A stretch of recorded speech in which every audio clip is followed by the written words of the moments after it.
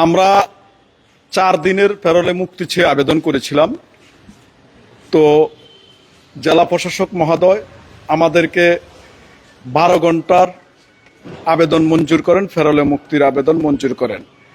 যেহেতু ডাক্তার দীপুমণি অদ্য 2 বছর পূর্ণ হলো কারাবরণের, তো 2 বছর উনি জেল হাজতে আছেন। ইতিপূর্বে তার হাজব্যান্ড অসুস্থ ছিল দীর্ঘদিন। আমরা একাধিকবার কারাগারের বাহিরেও সাক্ষাৎ করার একটা অনুমতি চেয়েছিলাম, মেলে নাই। আজকে মৃত্যুতেই একটা প্যারোলে মুক্তি মিলল।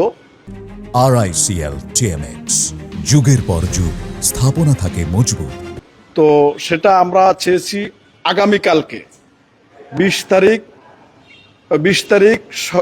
তারিখের জন্যই চেয়েছি। যখন চূড়ান্ত হলো 12 ঘন্টা, তখন আমরা সেই 12 ঘন্টাটা 20 তারিখ সকাল 6টা থেকে এবং সন্ধ্যা 6টা পর্যন্তই সেটা মঞ্জুর হয়েছে।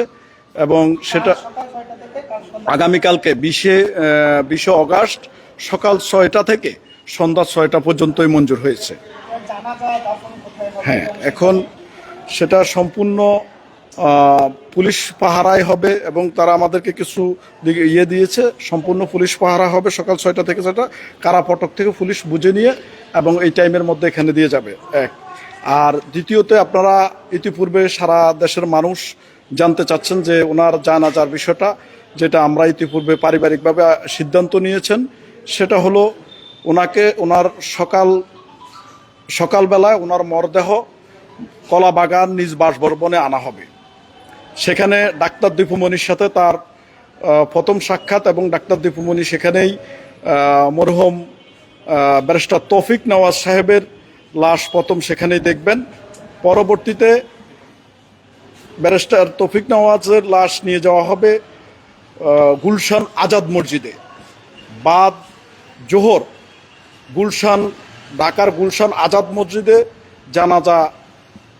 জানাজার নামাজ সম্পূর্ণ হবে, সেখানেই দোয়া হবে। জানাজার নামাজ এবং দোয়া শেষে পরবর্তীতে বনানী কবরস্থানে তাকে দাফন করা হবে।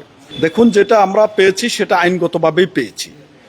কারণ প্রিজন যে আইন, কারাবিধি আছে 1894 সালে, সেখানে 12 ঘন্টার একটা বিধি আছে। সেটা শুধু জেলা ম্যাজিস্ট্রেটের ইখতিয়ার আছে, তিনি দিনের আলোতে 12 ঘন্টা মুক্তি দিতে পারেন। আমরা সেইটুকু পেয়েছি। সেক্ষেত্রে যদি সরকার চায় আরো অধিক সময়ের জন্য দিতে পারত।